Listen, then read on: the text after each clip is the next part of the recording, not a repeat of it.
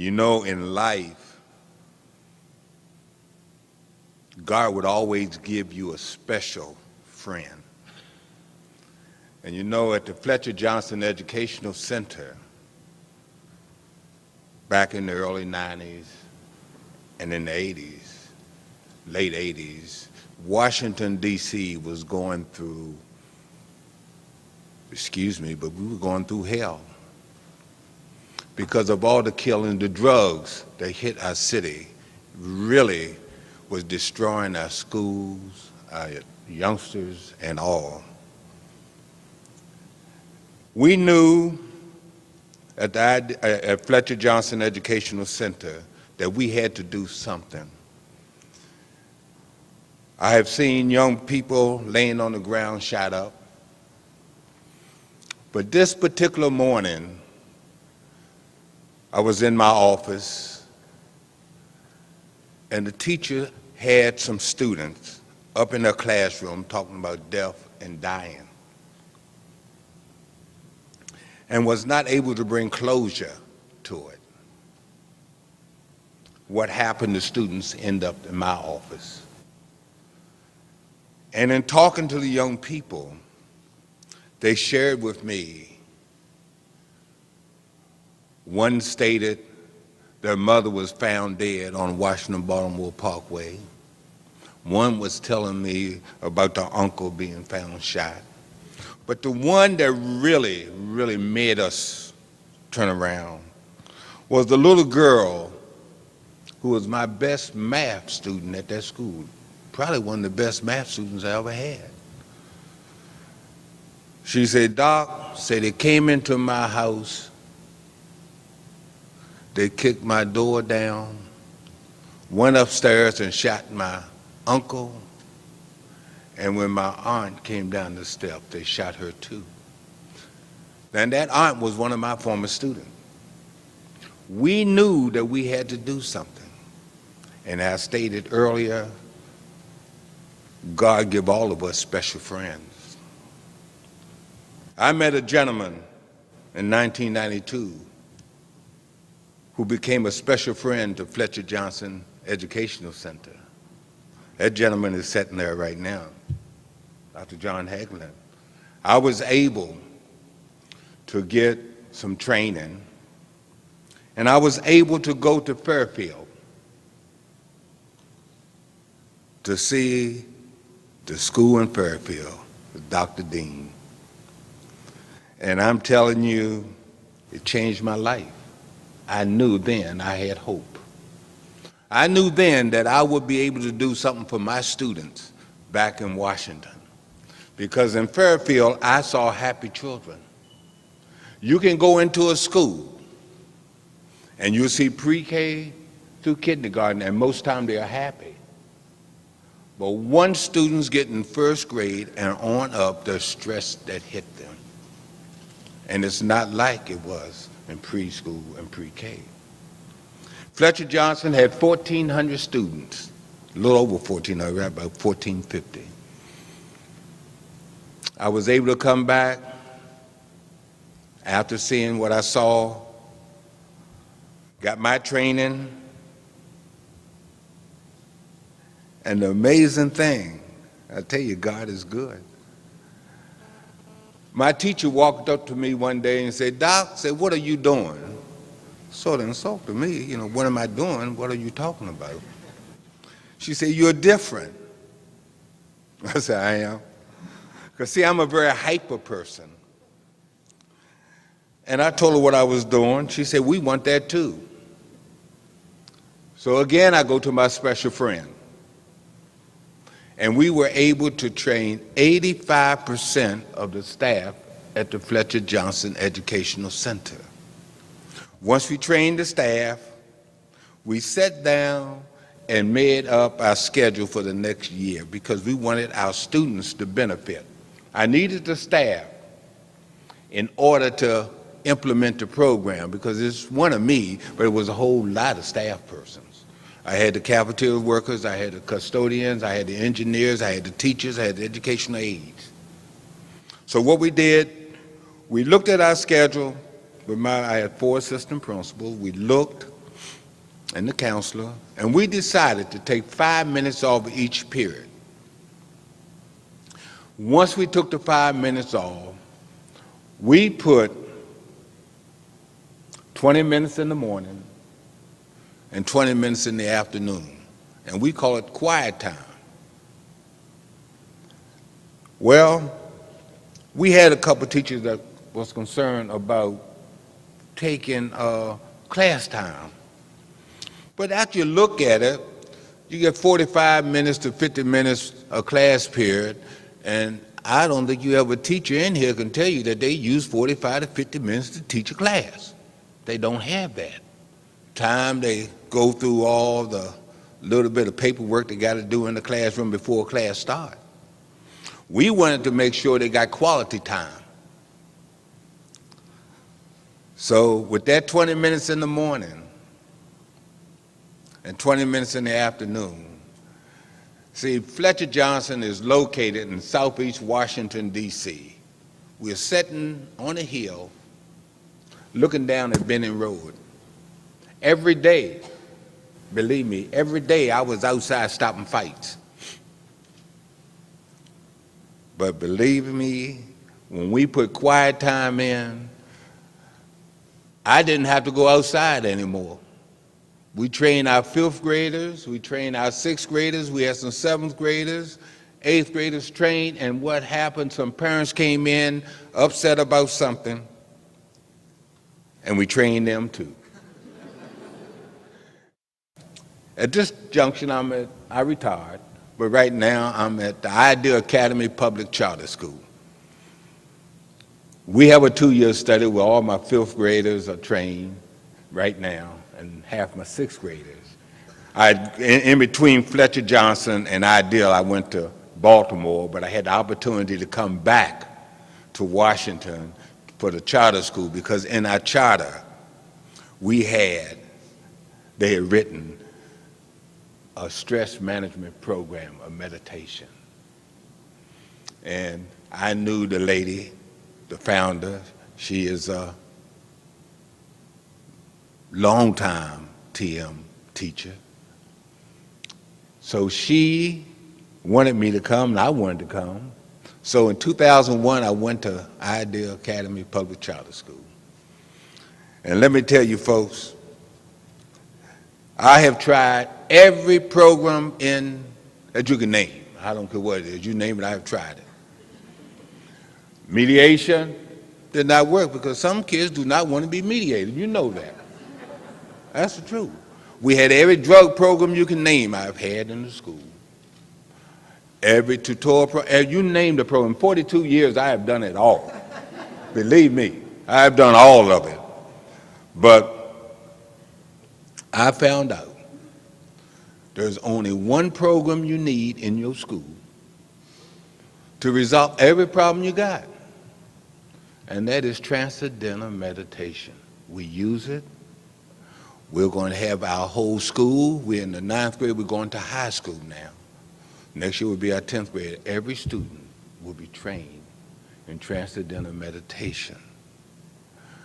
I recommend to all of you, if we have any principals here, I know that you're having a problem with No Child Left Behind. There's not a school district around that is not having a problem with it. But I share with you, it will not be a greater problem as it is now if you have Transcendental Meditation. Most of all, we as educators, our responsibility is to change the quality of life for young people. Is that not true? We should be jumping on whatever program that has research behind it, that has proven that it can make a difference, instead of taking anything they bring to us. They'll bring anything into our public school, and we say, yeah, we'll try.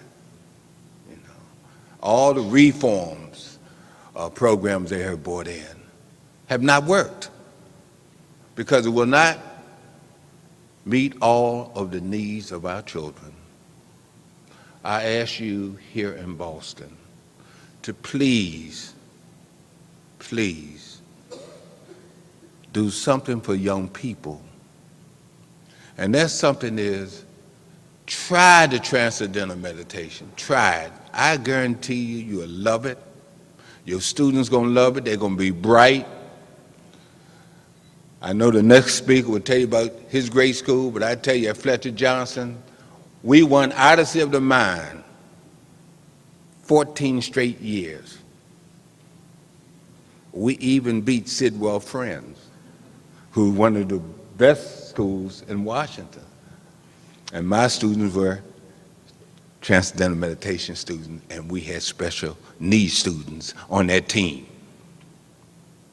So I truly stand here to tell you that Transcendental Meditation is better than apple pie. Okay, thank you.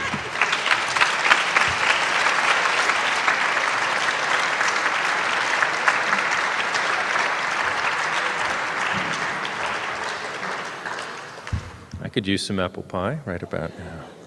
Thank you very much, Dr. Rutherford, for everything you've done for 42 years. This experience of Dr. George Rutherford is very moving, and any principal anywhere in the world who introduces the Transcendental Meditation program can have the same extraordinary results. A decrease in bullying and violence, and an increase in harmony in the school, and an increase in academic performance, as each student grows towards their total creative potential. Part 6. A Record of Excellence. The remarkable success of the Maharishi School of the Age of Enlightenment. I'm very fortunate to be the principal of Maharishi School of the Age of Enlightenment in Fairfield, Iowa, where all of the students practice the Transcendental Meditation program as part of the daily curriculum at the school. And my experience has really been quite extraordinary over the past 15 years. These students literally can accomplish anything. Our grades consistently score in the upper school in the top 1% of the nation on tests of educational development. 95% of our students go on to four-year colleges and universities. We've had 10 times the national average of National Merit Scholar finalists over the last six years. So it's really a quite extraordinary school. And in things like creative problem solving, and in Iowa we have state championships in Destination Imagination and in Odyssey of the Mind.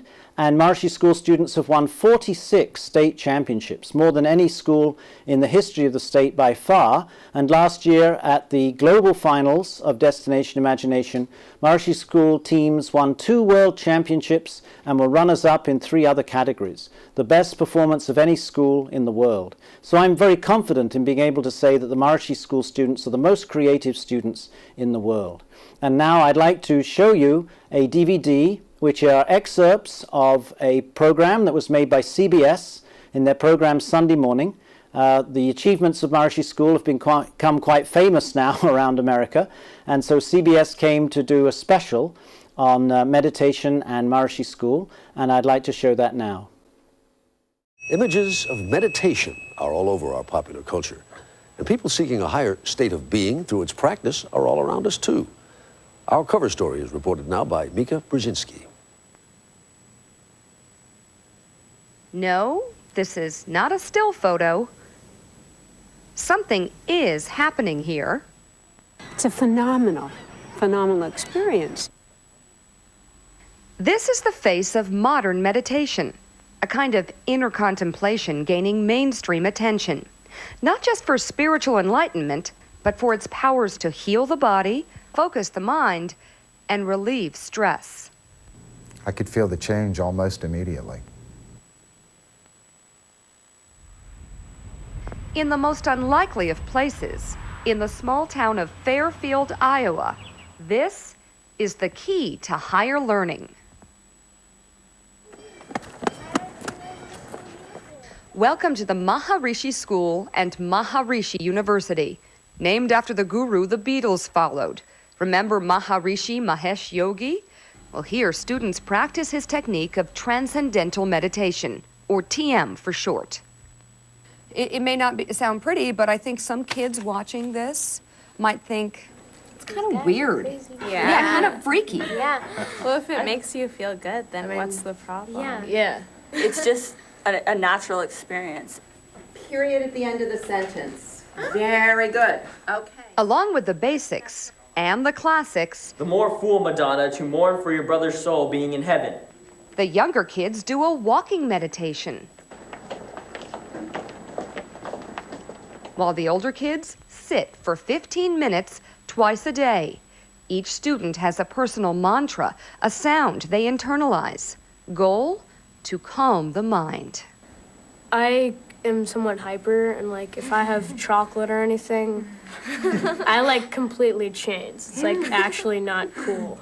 And if I just meditate, I'm totally normal again. What's a good example of sort of a great meditation experience for you?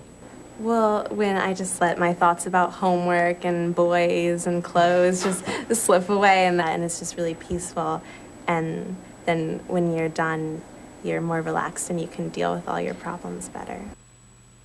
I remain like really clear in activity and really efficient in activity. Like I have a lot of homework and I work after school, and I golf a lot and play sports, and just keeping up with that, I need to stay focused, I need to stay clear and centered, and meditation, that's what it does for me. Think what you will. Headmaster Ashley Dinz says the school's report card speaks for itself. I've been here 15 years, and I'm amazed every single day at what these students accomplish. When I go to a tennis competition, they'll say, oh, you're a tennis academy. We've won 17 state tennis championships in the last 16 years. If I go to speech and drama, they say, oh, you're a theater school. We've won more of the top awards than any other school in the history of the state. We've won the American High School Math Competition 4 years in a row. We've won the Science Fair 10 times. We've won the Junior Science Fair 8 years in a row. People listening, watching might say, come on, meditation makes these kids perform better? Right, exactly. Is that possible? Yes. Well, think of what do most people think of if you want to send your child to a good school. Usually you're thinking they'll learn more. They'll learn more information, more facts, they'll work them harder. But what that creates is stress. It actually damages the brain physiology. What we do is something totally unexpected. We have the children do nothing, literally, for a few minutes in the morning and the afternoon. And what that does, it allows the mind to settle down to its quietest level. And just that experience enlivens the brain physiology and prepares them for activity. Of course, there's no proof meditation makes you smarter, but Fred Travis, professor of psychology at Maharishi University, says TM helps improve communication between different areas of the brain. You notice the rising and falling of the waves here, the rising and the falling of the waves here. And so we're seeing the front of the brain, the back of the brain, being coherent. It means they're talking to each other. They're not doing separate things. They're completely integrated. Is what you're saying is that most people don't have the front side and the back side of their brain in sync, and meditation creates that sort of relationship? Not so much creates as strengthens. It's almost like going down to the gym. Instead of building up physical muscles, you're building up connections.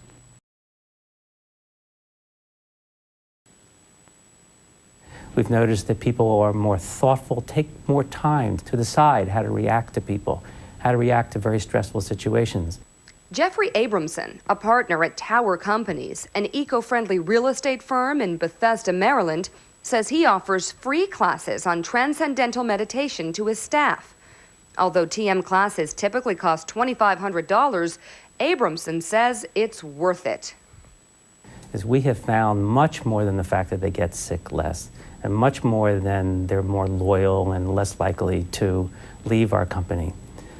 Much more than that. What we have found is all aspects of their lives improves. It's very hard to describe the feeling that you get. Quite honestly, you don't feel like you're going in 1,000 different directions. And while more and more Americans are just beginning to discover its benefits, in Fairfield, Iowa, it's a way of life. I just say try it, and if you don't like it, fine, don't do it. But people here, it's not like you have to do it. It's like you want to do it. It's something that you feel the benefits of so much that you just don't want to stop it.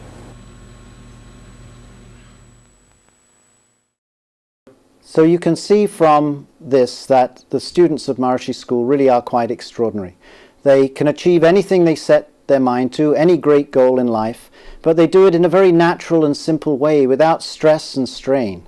And they also radiate an influence of harmony and coherence into the environment, so that there isn't bullying, there isn't cliques, there isn't any feelings of unkindness or disharmony at the school. It's a really wonderful, harmonious, coherent atmosphere. And so we can see that the Transcendental Meditation program develops the total creative potential of the student and allows the student to radiate an atmosphere of coherence and harmony into the environment. This is the experience of any school that introduces Maharishi's Transcendental Meditation program. And the result of this is that the atmosphere in the whole community begins to become more harmonious and coherent. Part 7. Consciousness-based education, bringing enlightenment to the individual and invincibility to the nation. So I think you can see now that the Transcendental Meditation program not only has a profound effect on developing the total creative potential of the student, on eliminating the root cause of future diseases in the student, a prevention-oriented approach to education, but also has a very powerful effect on the school climate and on the climate of coherence and social harmony in the surrounding communities. And in fact, today it's now well understood with over 50 studies. I mentioned earlier there have been 600 scientific studies, over 600, published on all different aspects of quality of life and development of the physiology with Transcendental Meditation. But now over 50 studies have looked at the effects of the Transcendental Meditation technique on the society. Now we can understand that on the individual level, obviously if someone is stressed, they may become more violent, they may be more likely to lose their temper, that all of these bullying and violence and all of these things are really expressions of stress on the level of the individual. But because society is made up of a collection of individuals, then if we have stressed individuals in society, then society as a whole will have symptoms of stress. And what are the symptoms of acute social stress in society? Well, you could look at crime rate, accident rate, divorce rate, violence, all of these things, terrorism and war, they're all really stress-related disorders on the level of society. And when we think about it, all of these disorders can actually be reduced and indeed eliminated by having the individuals in society practice the Transcendental Meditation technique. It dissolves the root cause of all of these societal ills. But fortunately, we don't actually need to have every single individual in society practicing the Transcendental Meditation technique. All that's necessary, according to the research, is to have 1% of the population practicing the Transcendental Meditation technique, and that's enough to reduce the acute social stress in society. And with the advanced techniques of Transcendental Meditation and the TM City program, including yogic flying, which are techniques that after we've been practicing Transcendental Meditation for a couple of months, we're very used to settling down to this source of infinite creativity and intelligence deep within, this unified field of natural law. We're then able to project a thought quietly and effortlessly from that very subtle level of thinking. And just as in nature, the atomic level is more powerful than the molecular level. The nuclear level is more powerful than the atomic level. The level of the unified field is the most powerful level of natural law. So thinking from that level is most powerful, creates coherence most effectively, and actually spreads that coherence out through the field into the whole society. So with the practice in a group of the TM City program, including yogic flying, the research shows that just the square root of 1% of the population practicing together in a group is enough to decrease the acute social stress in the society as a whole. And so for a nation like the United States, for example, 1,730 yogic flyers together in a group would be enough to decrease the stress on the level of society. In Holland, for example, 400 would be enough. And over the last few months, this number has actually been achieved in Holland. And there have been dramatic improvements in the economy and decreases in social stress in the Netherlands. And now in 38 countries around the world, these groups are being formed to be able to decrease social stress in these nations. And in fact, it's a very profound thing, because all of the stress in the society is giving rise to negativity bubbling up, both within the society and also doesn't allow the society to resist stress coming from the outside. But when they have this number, the square root of 1% of individuals in the society practicing the yogic flying technique together, then the country can enjoy invincibility, where negativity doesn't bubble up from inside the nation or affect the nation from outside. And this concept of invincibility is a very profound one, because no nation today can defend itself against any other nation. Let's just think about what nations have tried to do to defend themselves in the past. Nations have signed treaties, but treaties only last for about, on average, 9 years or so.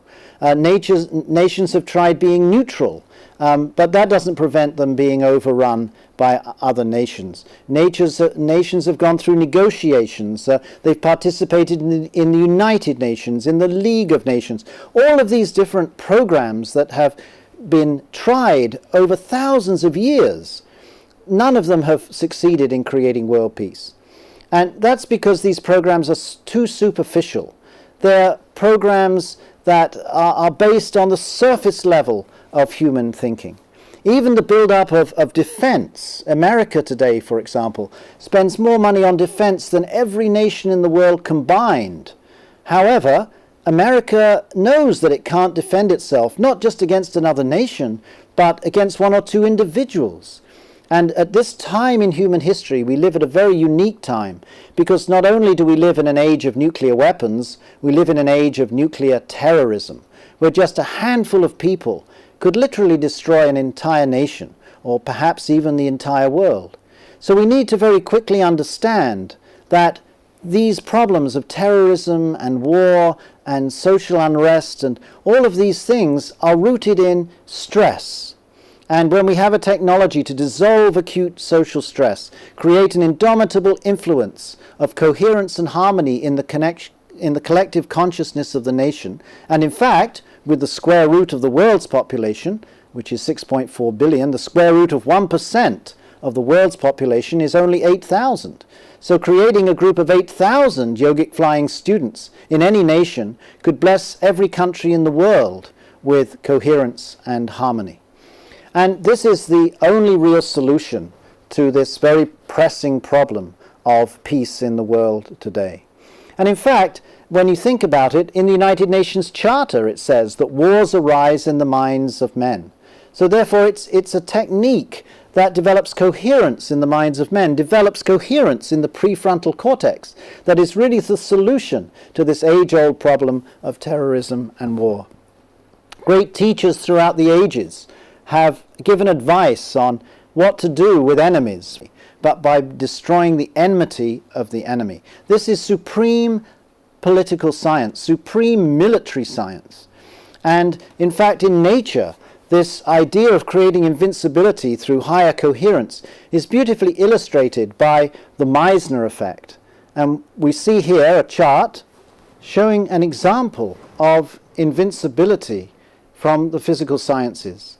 On the left-hand side of this chart, we see an ordinary metal, where the electrons in the metal are highly incoherent and are unable to resist the disturbing influence of a magnetic field from coming in from the outside. And on the right-hand side, we see a superconductor, where this high degree of orderliness within the superconductor allows the electrons to behave in a highly coherent way, and thereby they can actually resist the disturbing influence coming from the magnetic field on the outside. This example of invincibility in nature is called the Meissner effect. And so we see that in nature, examples where coherence can become possible lead to effects which previously were thought to be impossible. And the same is true in society. And so we live in a very exciting time now where consciousness-based education is being introduced into schools. It will actually be the school children themselves who, by enlivening this field of coherence throughout society, enlivening this indomitable influence of coherence in society, will be those who are the peace creators. And this will save the young people of any nation from having to go and die for the nation. They will actually, as part of their routine at school, be preventing the birth of an enemy, maintaining invincibility for the nation, and developing that nation's total creative potential and reducing all of the negativity and stress that damages the life of the nation. So today we stand at the threshold of a new age, an age of heaven on earth, and with literally today hundreds of schools in America and schools in Australia and New Zealand and in Holland and throughout Europe and now in India and all over the world offering consciousness-based education. We will see very, very shortly hundreds of thousands of students practicing transcendental meditation as part of their daily routine at school. These schools are now public schools, there are charter schools, and now we're opening up Maharishi Invincibility schools in every country, private schools, where children can have a consciousness-based education and also learn much more about the development of consciousness and really focus on developing their total creative potential and enlightenment. So I urge you to work with your local committees for stress-free schools, with your local teachers of the Transcendental Meditation program, to discuss with them how you can implement this wonderful, scientifically proven program into all of the schools in your area. Thank you.